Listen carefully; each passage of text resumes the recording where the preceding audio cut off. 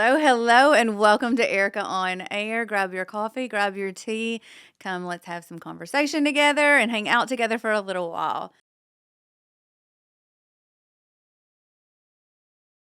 On today's episode, we have a employee of AP Style, Addie Everson, here with us, and we are going to be doing all of your questions that you've submitted lately. We're going to be answering those, giving you a little bit of behind the scenes with AP Style. Addie graduated from Freed Hardeman with her degree in public relations with a minor in marketing and an emphasis on social media. She graduated in May of 2024 and came to work for myself and AP Style immediately thereafter. I always find this so funny that she grew up in Mesquite, Texas, which is a huge town right outside of Dallas, Texas. And I had asked her how many students were in her graduating class, and she said 615 students. And that's how many's in our entire high school. And there's only one high school in the county. So she moved from this huge town in Texas to a small town for college and then an even smaller town for her first job. And I sure hope she's loving it in Livingston, Tennessee, because we're loving having her work with AP Style. So we have some questions been submitted, huh? We have a few followers that have asked some questions. Well, a lot of followers have asked a lot of questions, but there's just a few to talk about today. Okay, all right. Okay, so we're going to get started with some that have been submitted quite a few times. So this one, a lot of people want to know, what are your easy, entertaining ideas, tips, and tricks that you like to share? Okay, the first thing is you can't be so hard on yourself. When you think everything has to be made from scratch and everything done, the best advice I could ever give, I learned through the years, is delegate. Delegate, delegate, delegate. And so it's okay to buy a store bought bakery cake. It is. It's totally okay. I promise they'll eat it just like they'll eat one you spent 4 hours on. And when the time comes that you're going to have enough time to make a made from scratch cake for every event, then you're going to enjoy it and you're going to savor that extra time to do it. But when you're a busy mom on the go and you've still got to host events, you got to do it however you can do it. And sometimes that means just running to the grocery store, grabbing some bakery items and switching them up. I always say too, at our house, it's really important that we eat as a family. Very important around the table. And when it's in the middle of busy basketball season, that might mean a KFC family meal to go, or a family meal from Captain D's or Charlie's or wherever you choose, but to go, and we bring it home and we plate it and I set it on the table and we bless the food and we talk about our day together. And that's the most important part. It isn't about what I'm serving my children. It's about the time that we're making together and the security they're feeling through knowing that they have that connection with us and that they're going to end each day with the comfort of that. So don't be so hard on yourself. Delegate, buy store bought, do whatever you need to, just to make the time together and to get the event done. It's all about just having fun more than anything. Something I've learned too as I've gotten older and with more children and more businesses that come to play, it seems like life only gets busier instead of less busy, is I found that there's things you can hire done that can really make a difference in your life, and time is money. So I've had girls in high school and girls in college who would work for me, and I would pay them hourly, and they would pick up the dry cleaning. They would go get the grocery list, and they would pick up those groceries. They would put them in the refrigerator. They would already be there once I got done from work, so I could start cooking. And that was worth so much to me to have that extra hour and a half that I would have spent going to the grocery store, visiting with people at the grocery store, coming home, unloading it, the exhaustion it would have caused, and I would have probably been in a bad mood while I'm trying to cook and get the kids all situated and do their homework. When delegating that, it was already done for me. And so time is money. So don't be afraid to delegate in so many ways. Another tip too with like entertaining is I like to plan everything I can ahead. I'm very unorganized. You know that, Addie. I have to have Addie keep things organized for me. But I like to plan ahead in the sense that I might go ahead and set the table how I would want it to be. Anything you could do ahead of time, fresh florals ahead of time. And also go ahead and get out your serving pieces. If I'm hosting a bridal shower or a luncheon, I'll go ahead and get out the pieces that I need. If it's silver that needs polishing, I'll go ahead and do that. Might be serving on plastic. I'm gonna be honest, that's a little rare because I really do like I like the silver, and there's no excuse because you can find it at Goodwill these days. So, I really do like using the nice pieces in the china and things like that. So, but I like to go ahead and label them.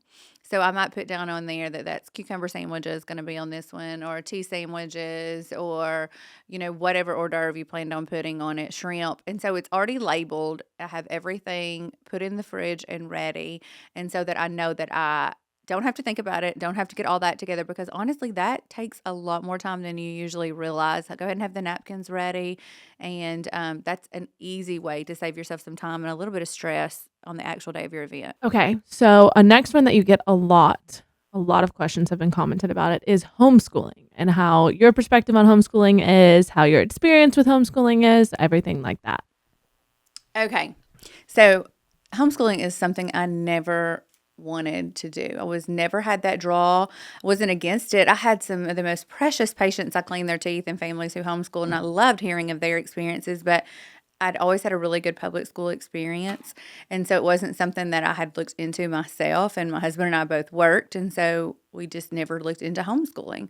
But my daughter in sixth grade did not, in fifth grade, she did not love her school year. And she begged us to homeschool her. And I kept saying, oh, you're going to be okay. No, you're fine. And then my husband and I talked about it. And I said, this is a really important age. Personally, I was bullied awful in seventh grade. I hated that year of my life. It's a really tough time anyways as a girl. It's when you're maturing, you're going through your hormones. I personally became a Christian at that age in my life too. And it's like you're going from childhood to adult, and it's kind of overnight, and your emotions are all over the place. And so to be bullied on top of that, or just like where you're going every day, can be a big deal. So I was like, I want to listen to her, and I wanted to know we listened to her more importantly. And so we sat down, we weighed out the pros and cons, which she's a planner, not like myself as much. She's very organized, and she had her whole list of the pros and just a few cons there for us. And so we said, okay, we'll give it a try. So we homeschooled her sixth grade year. Ironically, we decided to homeschool our youngest son, who had been going into first grade at the same time, just because we were homeschooling her. And we thought, if we're going to do one, we're going to do them both. We hired someone to come be his teacher so many hours a day, and she did all of hers online. She did not like it. She thought she would love it, and she did not. She missed the relationships, the social aspect of public school. She had already been in public school for so many years, and so she had built those bonds and stayed in touch. But when she would talk to them, she felt like she was just missing out on things. And I could just kind of see that spark in her kind of going away. And she told us, I really want to go back to public school at Christmas, but we have this rule in our house that once you start something, you finish it. You don't quit mid-season in a sport. You're going to finish that season. And that's also why we didn't let her quit mid-school year with the public school in fifth grade. We made her complete that year, and then the following year, if she wanted to homeschool, we would. So she did, and she did a wonderful job. We used the Abeka homeschool program. I know y'all have asked me that so many times, which homeschool program. My daughter did Abeka because she was in the upper grades, and honestly, I wanted to find the hardest program I could. And through talking to other mothers and getting advice and just looking into it, I'd been told that one was really tough. And I was like, okay, she's not going to get behind with this one, so we'll do Abeka. I did everything I could with the program. She had the professors to answer to online. Now, mind you, we have public schools in a small town, and I love our teachers and the faculty. They're great, great. I don't have enough things to say about them. They're really good.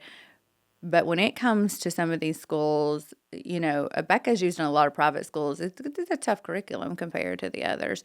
And so she also did not like school as much because it was so much more work. She said it was 3 times the work than she was used to. But she ended up doing really well, learning so much, but knew she wanted to go back to the public school for sure. My son, on the other hand, ended up loving homeschool and didn't want to go back to public school. And he did the program called The Good and the Beautiful. And it's more, the reason we chose it is because it's hands-on. It's not done through the computer. And I miss that whole side of school still. I miss the traditional side of school where they learn cursive handwriting and they learn respect, and the girls go first in line, and you walk in line to the lunchroom, and just the respectful side of the school. And so I loved that he was going to be doing hands-on work all the time. And so it's worked out pretty good so far. He loves it. Being as young as he is, he's in second grade now. His schoolwork gets done in under 3 hours each day. It's really a big time saver, and he in particular, he just did not love school, so he's really enjoying having this extra time to do things and spend time with cousins and grandparents and go to the park and make so many memories that I wish I could get that time back with my oldest son too, and savor some of those memories that we spent so much time and stress with school activities that wasn't necessary.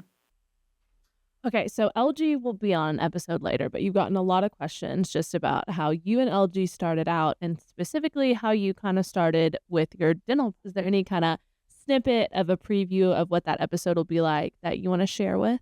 Okay, so LG and I's love story. I can't wait to share that with him. It's gonna be fun to do that together. But I was in eighth grade. He was a sophomore, and before he ever spoke to me, ever, he had told my brother and cousin he would marry me one day. Cutest little story, and I can't wait to tell y'all all the little details ahead in future podcasts. But when it comes to our dental practice, he wanted to be a medical doctor. Ironically, that's what he thought he wanted to do for years. Since he was a little boy, he always said he wanted to grow up and be a medical doctor, be a medical doctor. He was already in college at the University of Tennessee, Knoxville. And my mother worked for a dentist and sweet family, and that dentist went away for rehab.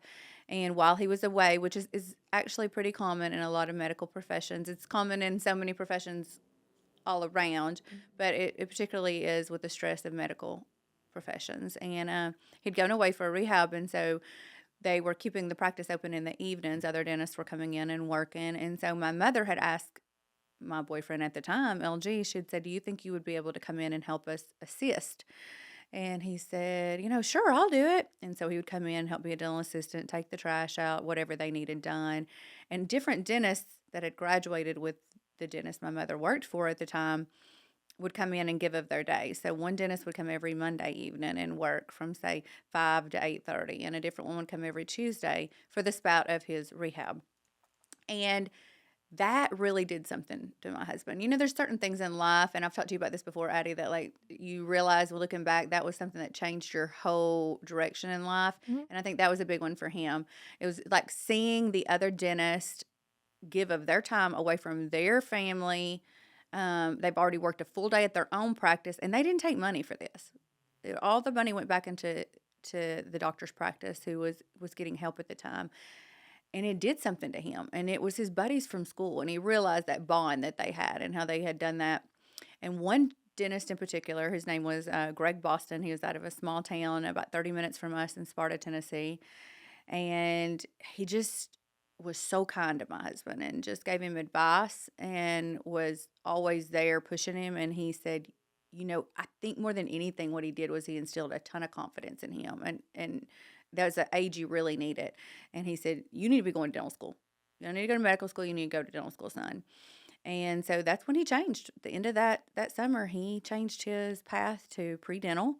He ended up getting his degree actually in chemistry with a minor in he got his degree in microbiology. I'm sorry, with a minor in chemistry. But he ended up just loving dental school. It's rare to hear that. You'll hear so many people say, I mean, really and truly, everybody he asked ahead of time would say, "Man, it's awful, but you'll get through it." He doesn't have that same belief. He absolutely loved dental school and the experience, and we both did. It was a blessing for us to move away together to dental school, and so that's how he chose the path. I went to dental hygiene school. We got married before we went. So many hiccups along that road we'll be sharing with you guys also, but we decided to build our own dental practice when we came back home. We lived in that dental practice, and that's kind of how we got that started. We couldn't afford to have a home and a dental practice, so that was just the way it was. We had some people in our life who really influenced us to go for it. They're like, if we thought, we'll rent a place out and then we'll build a practice in a few years. And they said, you're young, go for it. What have you got to lose? Which was true. We had nothing. We had no money. So what were we going to lose? And all we had was zeal to work. And we were both very eager to work and be successful. And so we decided to take out a rather large loan at the time. We both say, looking back, it's not that big, but you know how things change with time with money, but we went over $1.2 million in debt for our dental practice. And this was in 2006. We did it throughout the end of 2005 through 2006. And first year of dental practice, we hired a financial consultant to help us, and we'd been advised by other older dentists we looked up to for that. And the firm handles nothing but dentists, and they said, you know, you're the only ones that actually made money this year, and it was because we were the only ones that didn't have money in. They laughed about it. We didn't have any money in during the crash of '07. '08, you know, we were just starting. We didn't have anything to lose, so we didn't know what to compare it to. So we were happy through that time because we weren't losing. We were just trying to work for what we had, and we had, particularly my grandfather, who truly believed in us. No bank was going to give us a loan large enough, with it being both of our careers and no money on the line. And so my grandfather believed in us and gave us a loan and helped oversee the project while we were 4.5 hours away in dental school, and built our practice. And we just raised the roof of the dental practice that we had sketched with the architect an extra 2 feet, which bought us a ton of space to finish out, and we finished it ourselves. Cute story, and the property that we actually have our dental practice on is right off of our town square, and it used to have a white historic house on it. It was an old house, and it went up for public auction, and it was a really rainy day, and no one was at the sale. And my parents went because there was some antiques in the house my mother was interested in. So they were there for these antiques, and my mom and dad were like, I can't believe this place is not going for more than it is. And my mind serves me correctly, I think there was a little over 6 acres, and it's right off our town square. And so they bought and purchased this property at that sale and didn't even have plans of what they would do with it. And at the time, my brother and I were both away at college. And then a year and a half down the road, we decided to build a dental practice. So that's where we built it. Small town, again, love a small town. They knocked down the building for us, and the firemen actually did practice on a house burning and watching it and all those things, the volunteer firemen. And it was considered a beautification project because they had approved our building plans. And so they did all of that, but before they did, we took everything we could out of that house to keep, because, like I said, we didn't have anything. And I also am the most sentimental person you're ever going to meet. And so all of the doors in our apartment, all of the doors, there's mantles in the waiting room of the dental office, the post from the front porch we used as post underneath the checkout desk. Just pieces of that house is all over our dental practice, and it's every door in the apartment of our home, and the kitchen and the apartment above the dental home. All of that was in the house too. So we saved everything we could and put down every tile we could upstairs. My mother worked around the clock helping us, because we didn't pay for anything to be done in the apartment. But that's how we got our dental practice started. Just worked, and it's some of the sweetest memories now. Okay, so we have a few more questions, one of which is all about Christian parenting. We talked a little bit about homeschool and about family and kids and everything, but they want to know specifically about Christian parenting. Okay. Honestly, I grew up with my grandparents always going to church. If the church doors were open, we were there. And my parents the same way. So I have been led by example to where that has never even been an issue in my life. I realized I grew up in a bubble as I've gotten older and lived in larger cities and moved away and traveled. But I always grew up with that being in the forefront. We never had a meal that we didn't bless the food beforehand. We went to church on Sunday morning. We went to church on Sunday night. You were there for Bible study. If there was a gospel meeting, you were there. And we went to midweek Bible study on Wednesday nights. Vacation Bible school. That was just always the foundation of our home. It was the foundation of my grandparents' home. It was the foundation of my home. Some of my fondest memories of my grandfather is hearing him hum the church hymns as he worked building things on our dental office. And, you know, even as a kid building his porch and stuff, you know, he would be humming these church hymns, and he was always practicing when he was going to be the song leader. He'd always be practicing the songs with his coffee, sitting at the table and stuff before church services. And so it was instilled in us. And I think early age, but I think it's like so many things in life. When you're trying to teach your kids something, they don't hang on to it. It's like when you're trying to make a memory, it doesn't really happen. It's when you're not trying, and it's just the things you do that really influences them when you're not trying. And that's just how it had always been. I I watched my parents. They'd always been Christians, but I watched their relationship with God and their faith just grow through the years also. And it's my grandfather was an elder in the church. My dad is an elder in the church. Been great examples for my children to look up to as well. And my husband's a deacon in the church. And so they've just always known that that is the priority in our home. That's the only thing we're really here for. We enjoy life. We enjoy travel. We enjoy the things we do. We enjoy our careers. But none of that really matters in the whole scheme of things. It's our life after this. And our children know that too. One of the sweet things that that our family always did is Monday night dinners. So my grandparents would cook on Monday night, and their kids and grandkids come to eat every Monday night. Everybody knew it. That's where we would be. And as the years went on, we got boyfriends and girlfriends who would come with us. And then the cousins did the same. And then we all got married, and then we had kids. And so my grandparents just added on and added on to their kitchen table. And so it got to where I think there was 18 of us who ate together every Monday night. My grandfather went and got the groceries. My grandmother cooked. Everyone was to be there at 6 o'clock for prayer. You knew prayer was at 6 p.m. and you better be there. And so that was some of the best conversations, the best influence my kids will ever get, the best memories I had growing up. I mean, their great-grandchildren did this. We lost them just a little over 4 and 6 years ago, my grandparents. But my children remember, my older children remember all of these memories, and they would play church on Monday nights. So we would get done eating, and the adults would sit around, talk about your day, your stresses, your glories. You know how that goes, and talk over dessert. Well, the young kids would all be down in the basement playing, and they played church. And they would have their different roles that they would do, and they would play like they were leading, and they would do the announcements. And it was so sweet because my cousin and I would always talk about how that we had no idea they paid attention to the announcements at church like they did. And they would call off the names of some of these people that had been on the sick list for a while. And, you got used to hearing them, and you might not have paid attention as much as they did. And they were calling off the announcements of these people that we were to be praying for, that was going through a hard time. And so kids soak it up. So that's how our children they don't know any other way. Mm-hmm. They've just known from the beginning that's our foundation.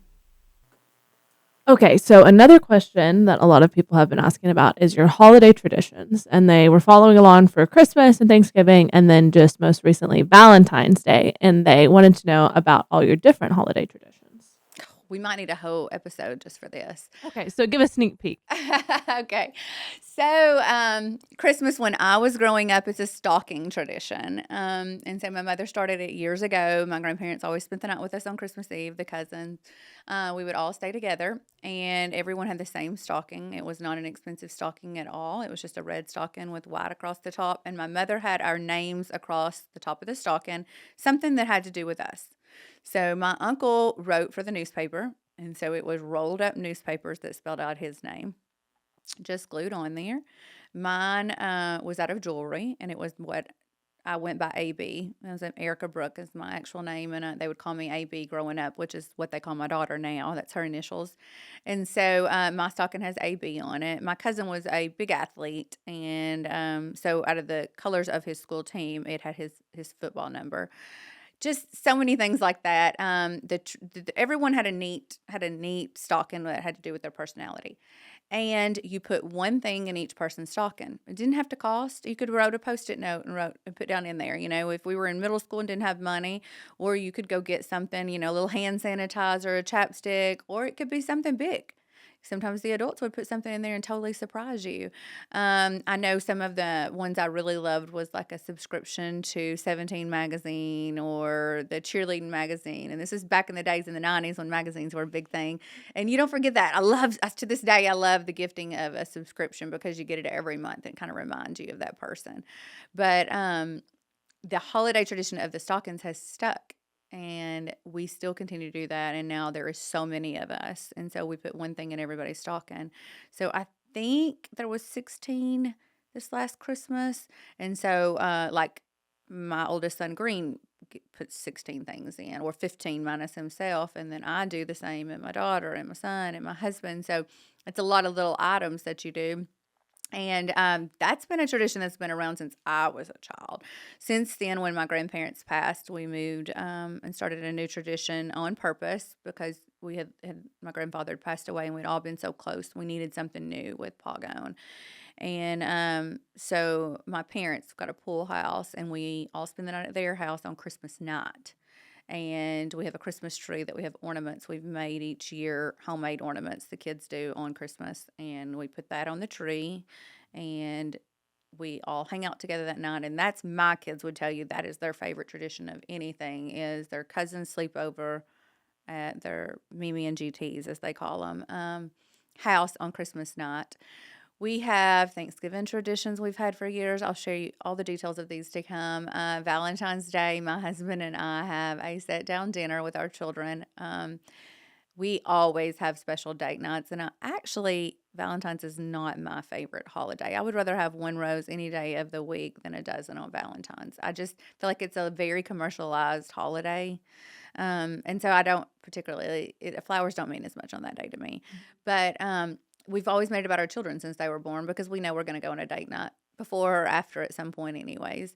So we usually set the dining table, which we use the dining table a lot now that my children have gotten older. But when they were younger, that was a special occasion. We didn't go in the dining room that much, And we would set the dining table with china and polished silver and have it looking really nice. And I would light the candles. And this is when my children were little.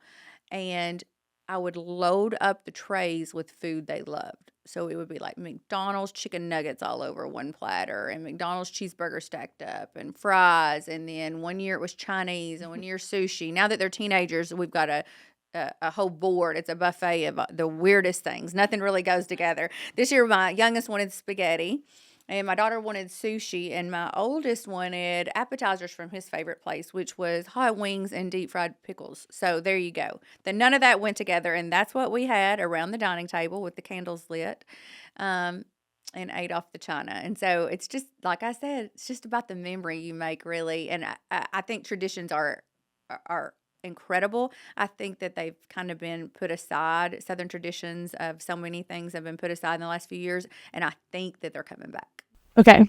I think one more question is all we have time for. And this one is kind of an interesting question, but they asked, how did you learn how to decorate like you do and dress like you do? They said, I know it's a gift, but just wondering where it all stems from. I don't really know how you learn. And I don't even know that I do it right, if you want to say that. It's just whatever makes you happy. I honestly think when it comes to decorating or cooking or dressing, it's all in confidence. I think that that's the key to anything, is having confidence in yourself. To the fact that if you wear what you like and you think makes you happy, it doesn't matter what anyone else thinks. And the confidence shows through. It shows through so much. It shows through when you're cooking. It shows through in your fashion. It shows through when you walk in the room. It shows through in your home decor because you like it. That's what I tell girls this all the time. Young girls, you could be coming in a room in a $2,000 formal gown, or you could have got a hand-me-down gown or a gown from the thrift store for $20. And that girl coming in that $20 dress that she got hand-me-down, if she's got the confidence and she's carrying herself and the girl in the $2,000 dress is slumped over, I promise you the $20 dress will stand out better. It's not about the item. There's nothing wrong with wanting luxurious things, but it's about the confidence in the person that's carrying the item. And it's in the same thing when it comes to the cook in the kitchen, the same thing when it comes to the decorator in the home. It's more about not being afraid to do what makes you happy and not being afraid to be different. Be different. I think that's something my mom instilled in me when I was young. I don't think I know that. My mom always encouraged us to do our own thing. If everyone was wearing Crocs, I have to say to this day, I've never owned a pair of Crocs. If everyone was wearing, a certain boot or a certain shoe, then my mom always encouraged us, then you don't want that one. You got to find something else. She always encouraged me to be creative. I remember, I can tell you what I wore my first day of school almost every year, and simply because it was something I had passion about. My cousins could tell you football plays that they studied or something that had happened on a Madden game. my passion was fashion. I loved it. And so we lived in a small town. There was nowhere to shop particularly for clothing until we opened our boutique, which I talked about in a different episode. But there wasn't somewhere to shop. And I remember starting middle school, which was fifth grade in our town. You go to a different school, big stuff. You know, you've left your K through 4 school and you're going to the big school. And I wanted a cool outfit for the first day of school. And my mom and I stopped by the dollar store, and they had these leggings I loved. They were all these bright colors on them and stuff and prints. And so we grabbed a black sweatshirt, oversized sweatshirt. And when we got home, we had all these colored ribbons because mom always kept little pieces of ribbons and things like that. And we had all these ribbons, and I made bows, different size, wide bows, little skinny bows, and had them put all over the black sweatshirt. This would have probably been in 92, I'm going to guess, 91. And yes, bow sweatshirts are huge today. But I just went home and made one. I just went home and made it with the spare pieces of ribbon, those leggings, and that sweatshirt. And let me tell you something. I didn't feel like I started school the first day of school in an outfit from the dollar store. Looking back, I see that perspective.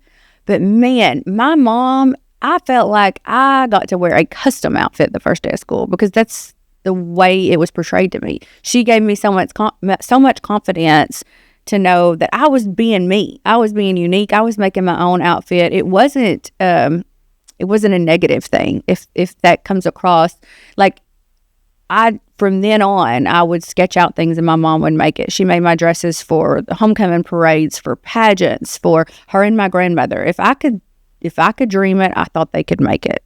And we didn't always have a lot of money. I was the first in my family to go to college, but I didn't realize we didn't.